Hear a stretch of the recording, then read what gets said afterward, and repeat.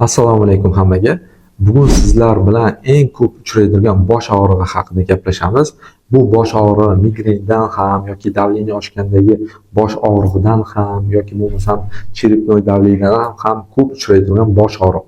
Bu bosh og'riqning nomi zo'riqish bosh og'rig'i. Zo'riqish bosh og'rig'i ayollarda ham, erkaklarda ham teng protsentda uchrayveradi. Yoshiga keladigan bo'lsa, 7 yoshdan 70 yoshgacha ham zo'riqish bosh og'rig'i uchrashi mumkin.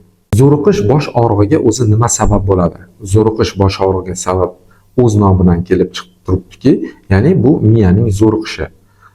Bunga ko'p misollar keltirsak bo'ladi. Misol uchun doimiy stress yoki doimiy charchoq, doimiy qo'rquv, miya yaxshi dam olmasligi, uyqusizlik, qattiq qo'rqishlik va hokazo. Zo'riqish bosh og'rig'iga olib keluvchi yana bitta sabab bor, shuni aytib o'tib ketay. Ko'pincha o'zbeklarda bu, ne только o'zbeklarda, boshqalarda ham ko'p uchraydi. Ya'ni bu kundalik hayotning bir xil bo'lishligi. Ya'ni har kuni bitta ish qaytaraversa, bu zo'riqish bosh og'rig'iga olib keladi. Misol uchun bitta uy bekasini olaylik. Ertalab turadi, choyini tayyorlaydi, bolalarni maktabga kuzatadi, erini ishga kuzatadi, yana oilaviy ishlariga sho'ng'iydi, kechqurun yana erini kutib oladi, ovqat tayyorlaydi, obed tayyorlaydi va bu holat har kuni qaytalanaveradi, hech qanday yangilik bo'lmaydi. Bir oy, 2 oy, 1 yil, 2 yil va o'z vaqtida dam olmaganligi yoki ko'chaga chiqib bir aynalib turmaganligi sababli bemorda zo'riqish paydo bo'ladi. Ya'ni bir xillik odamni zo'riqtiradi.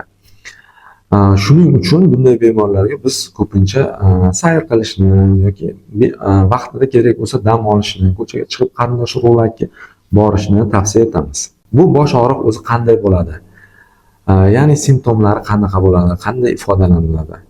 Bu bosh og'riq, zo'riqish bosh og'rig'i boshda qisuvchi og'riq bo'ladi. Ya'ni boshda mana ikki chakka yoki ensa qismi yoki ayrim holatlarda tepa qismi qisib og'riydi. Xuddi ayrim bemorlar xuddi boshimga kimdir qisib turgan kaska kiydirib qo'ygandek o'zimni his qilyapman yoki bo'lmasam kimdir mashiyatimni qattiq qisib turgandek his qilyapman deb shikoyat qilishadi.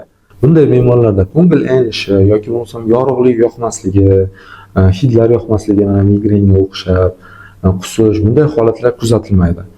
Va og'riq kuchi ham migrenga o'xshab o'ta kuchli bo'lmaydi. Masalan, migrenda deylik 10 ballik desak, zo'riqish bosh og'rig'ida 5 ballik og'riq bo'ladi. Migrenda agar bosh og'riq turgan paytda agar jismoniy harakat qilsa, migrenda kuchayib ketsa, zo'riqish bosh og'rig'ida kuchaymaydi. Ya'ni zo'riqish bosh og'rig'i bor odam boshi og'rigan paytda bemalol uy yumushlarini qilaveradi.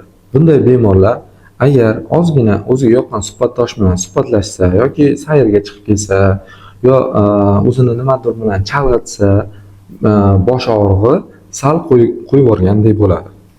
Yoki bo'lmasam bunday bosh og'riqlarda ko'pincha og'riq qoldiruvchi dorilar ichishadi. Qanday turga mansub bo'lmasin, og'riq qoldiruvchi dorilar bunday bosh og'riqlarda tez ta'sir qiladi.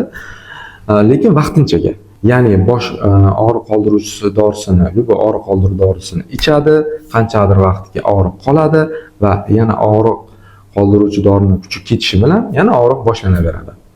Bu holat agar doimiy takrorlanaversa, keyinchalik abuzuz bosh og'riqlariga olib kelishi mumkin.